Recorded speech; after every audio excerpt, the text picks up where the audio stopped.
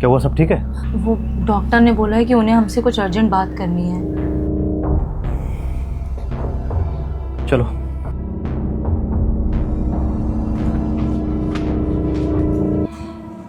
ये दवाइयाँ रेगुलर लेते रहना और अगले महीने फिर आ जाना आप। डॉक्टर साहब, आइए आइए, बैठिए।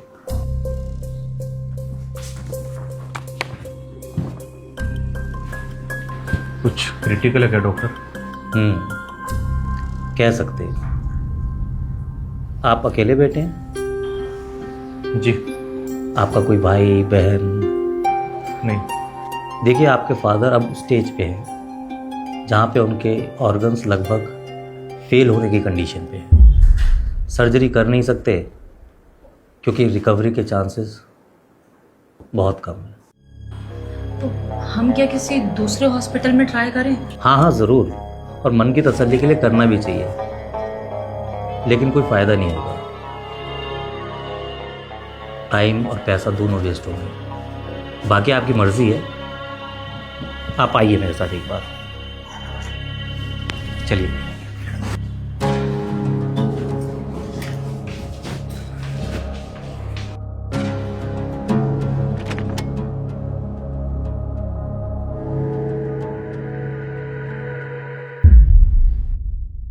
देखिए, इस समय जो आपके फादर की कंडीशन है, मैं आपको सजेस्ट करूंगा कि आप इन्हें घर ले जाइए और देखभाल कीजिए। कुछ दवाइयाँ लिख के दे दूंगा जो रेगुलर बेसिस पे आप इन्हें देते रहिएगा।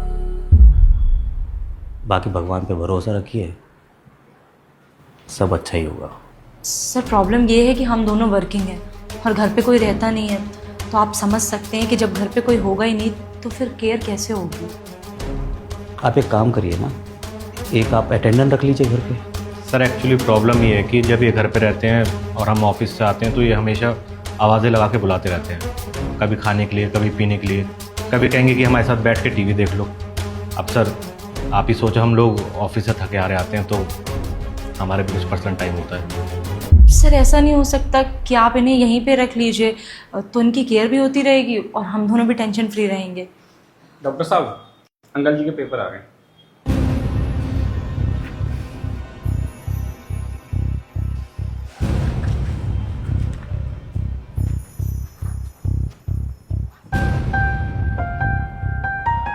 आइए एक मिनट।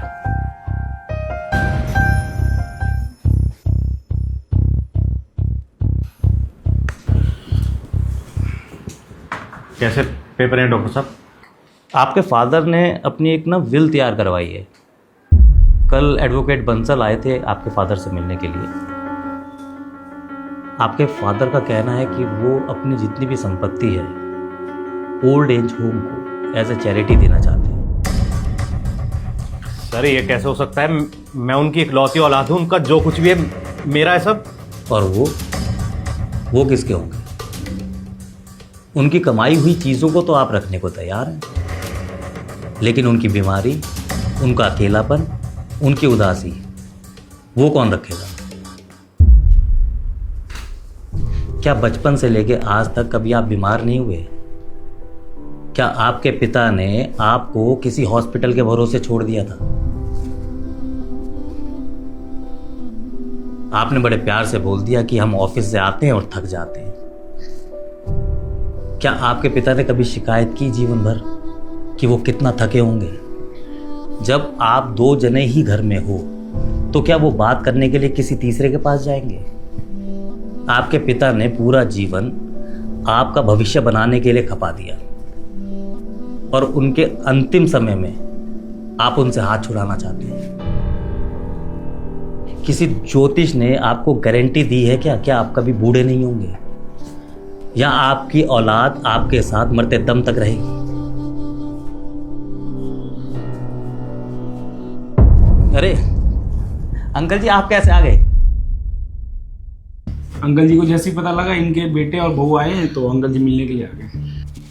पापा आप बैठिए, मैं आपकी छुट्टी के पेपर बनवा के आ रहा हूँ। छुट्टी हो रही है क्या?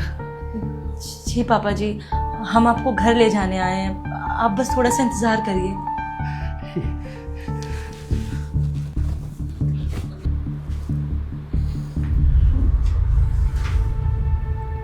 सॉरी डॉक्टर साहब। सॉरी नहीं, बात को समझने की कोशिश कीजिए। रिश्ते भले ही ऊपर वाला बना के भेजता है, लेकिन निभाना नीचे वालों को ही पड़ता है।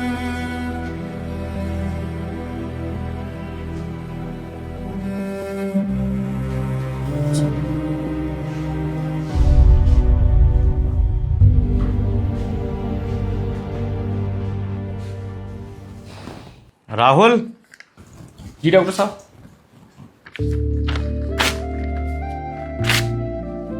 ये डस्टबिन में फेंको। आपने उनसे झूठ क्यों बोला? क्योंकि हमें डॉक्टरी में सिखाया गया है कुछ बीमारियां दवाइयों से ठीक होती हैं और कुछ बातों से।